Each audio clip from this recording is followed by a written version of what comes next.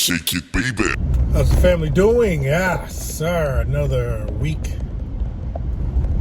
Another few dollars to make. Another few miles to gobble up. I'm on my way to my truck right now as we speak. So I'm headed back to O'Hare Airport to run an overnight run down to down to Kansas City, basically Kansas City Airport. Yeah, you know, got to shoot out early in the morning here so I can go to sleep. So I stayed up a little bit last night so I could make sure I can go back to bed so I can be fresh and ready to roll through the night. I did it a couple weeks ago and it worked out pretty good. I was able to get a good 7-8 hours, man, and I was rocking and rolling through the night, non-stop, all the way through. Well, I stopped to go to facilities, you know, the little boys' room, all that good stuff. But other than that, man, everything was smooth. So that's what we're heading right now. I'm heading to the truck and get it all pre-tripped and fired up and ready to rock and roll. So when I get to O'Hare, I'll catch up with you guys. Talk to you in a minute.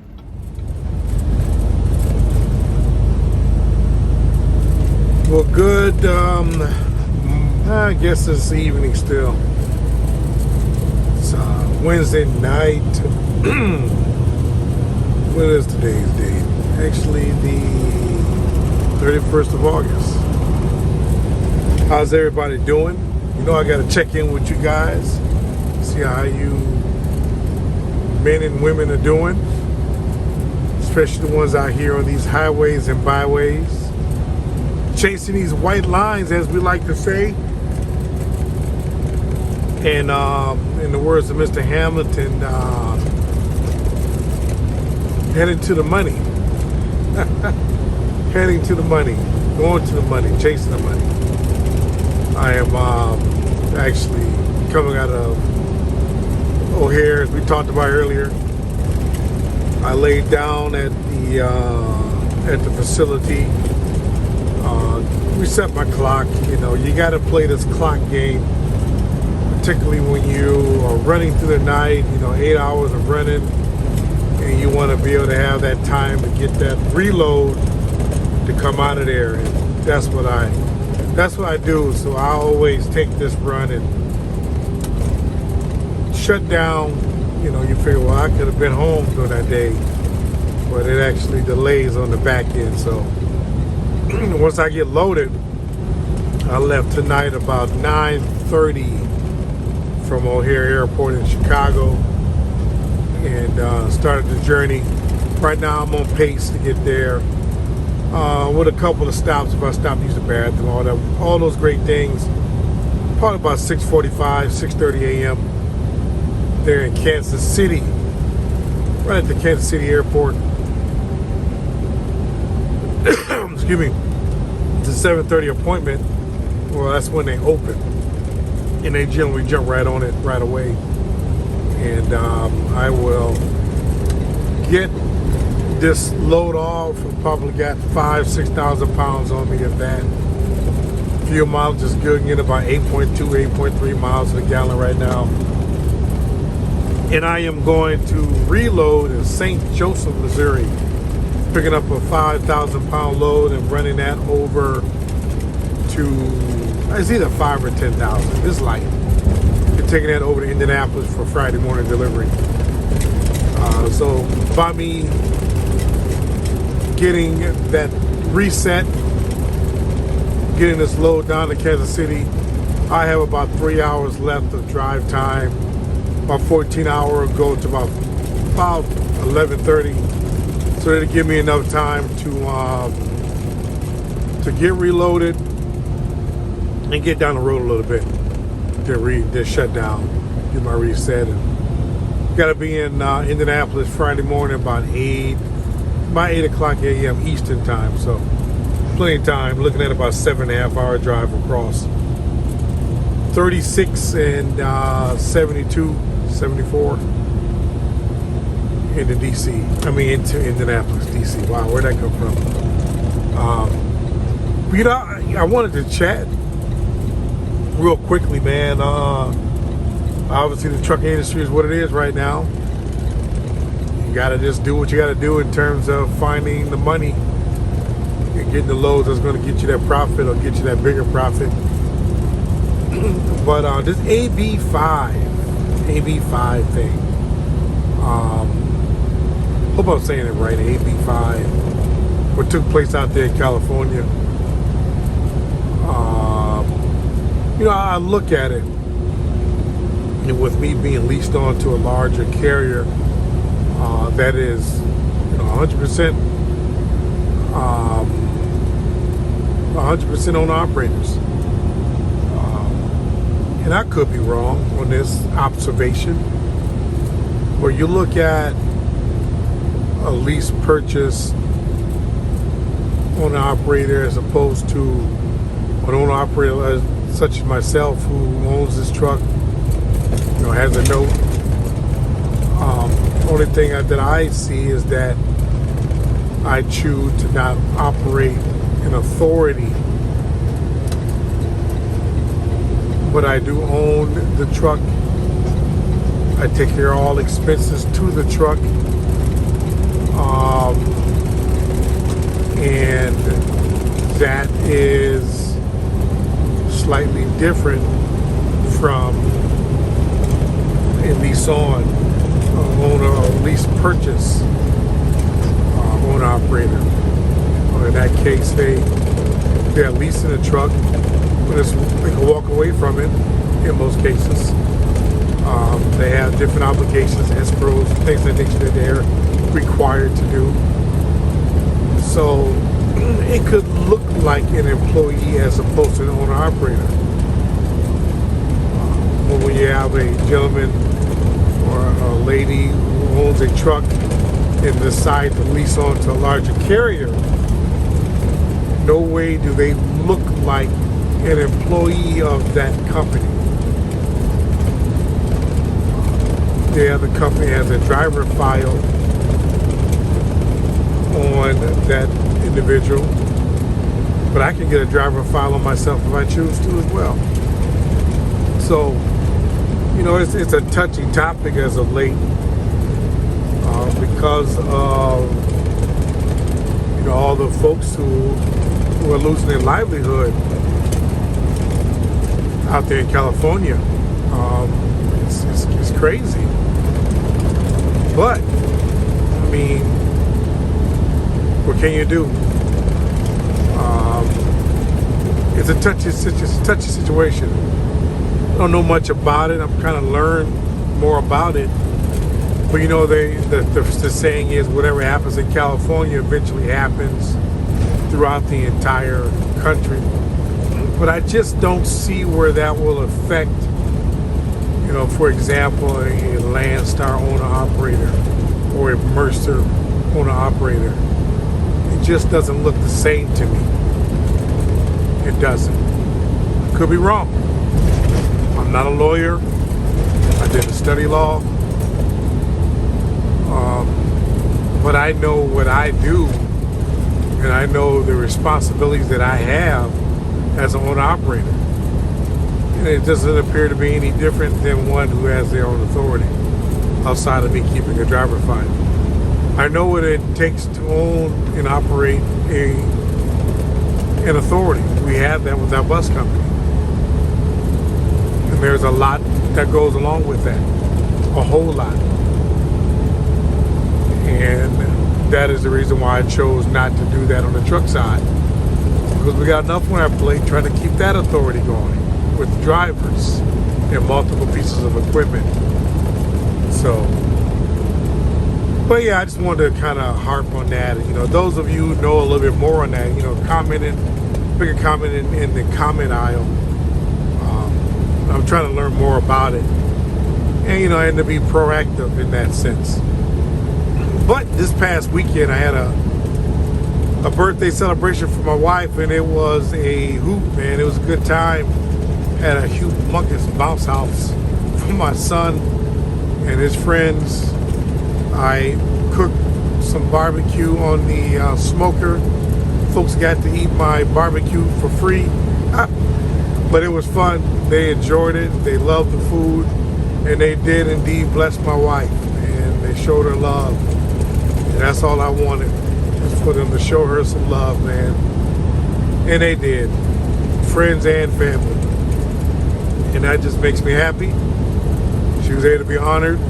And yeah, man, that's what it's about. You know, giving folks their flowers while they're alive, man. That's what it's about. But you know, I'll put up some video I got, especially at the bounce house. I cooked some ribs, some brisket, pulled pork, some hot links, rib tips, and it was outstanding. The problem was that I didn't get not one bone, not one piece of rib, man. Cleaned me out. I actually thought I had a rib set aside. I cooked some baby backs for a close friend of mine, and we accidentally gave him the slab that we had set aside for me and my wife and my son. But that's all good. I can cook some anytime, which will probably be this weekend, since it's Labor Day weekend. Labor Day is on Monday, man, and I will be home. I'll be home all this weekend. I'm actually going to take my family on a trip downtown Chicago, which is about 35, 45 minutes from my house. And we're going to go do the Bean and maybe take an architectural tour. You know, downtown Chicago. Beautiful city, man. You know, if those of you who have ever had the chance to go downtown, downtown Chicago is beautiful, man. Real beautiful. Especially during the summer. It's the end of the summer, but it's a beautiful place, man. My bus company has been interesting over the summer. We have 4 buses.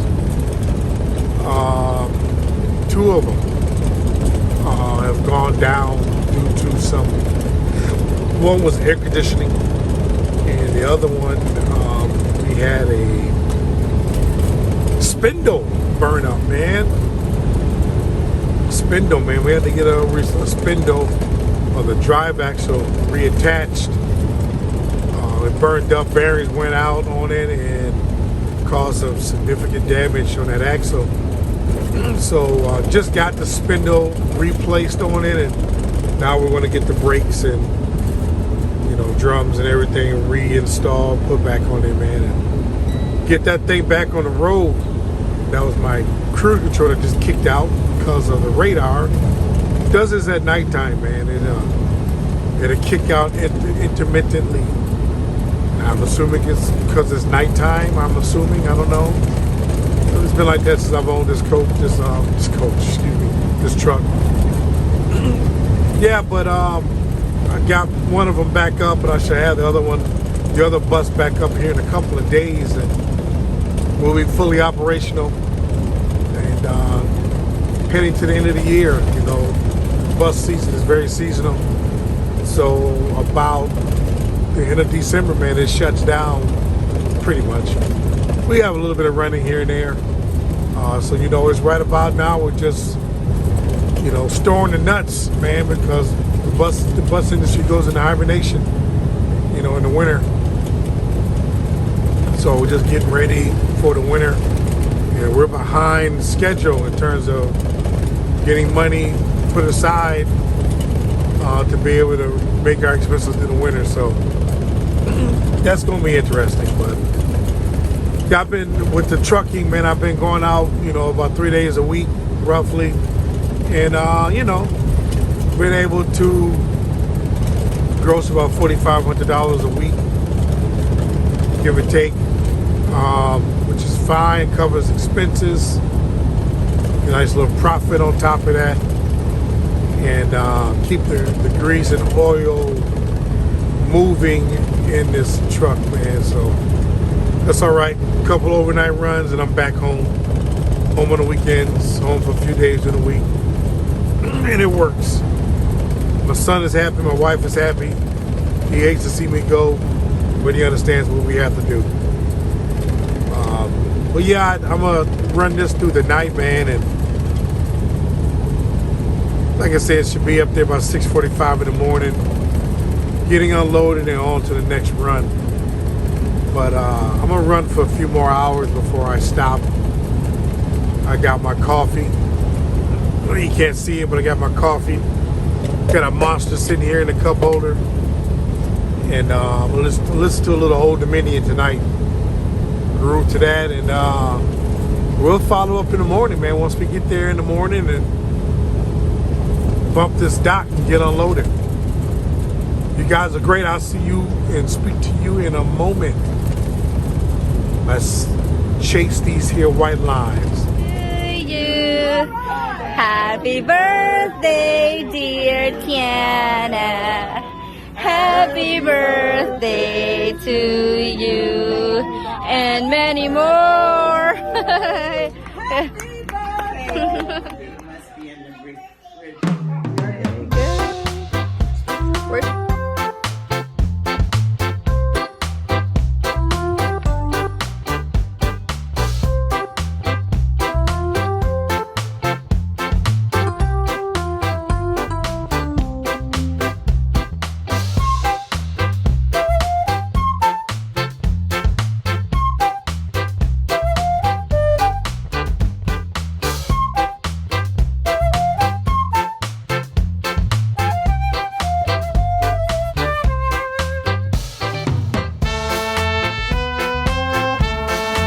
Hope you guys enjoyed that little clip from my wife's birthday party. Just thought I'd share that with you because you all the family. Wish you all could have been there. All right, on to the scheduled show. Good morning, family. It is, wow, what's the date? September 1st, Thursday, September 1st. That was pretty flawless, that run. I actually got to the consignee here in at the Kansas City airport about 6 a.m. and I was out of there at 7:50. It happened so fast, man. I forgot to kind of close out that travel log, man. So pretty good. Got there at 6. They didn't open till 7:30. I was in the door waiting for them. They went in there, bounced around a little bit, 20 minutes, 15 minutes. And I was empty, so that's always a good thing, man. Drove through the night. I actually stopped, took a 30-minute break in Jacksonville, Illinois, and then kept on rolling, man. So knocked that one out pretty good, man. Knocked it out pretty good. Might say 8.5 hours of running, 8 hours total, 8.5 hour duration, and got it done, man. So we're going to get up the road here to St. Joseph and get reloaded. So we're going to end this one. Remember what I always say, keep doing what you're doing so you can see what it does, man. Trucking, just all good. It's all good. Talk to you soon, family.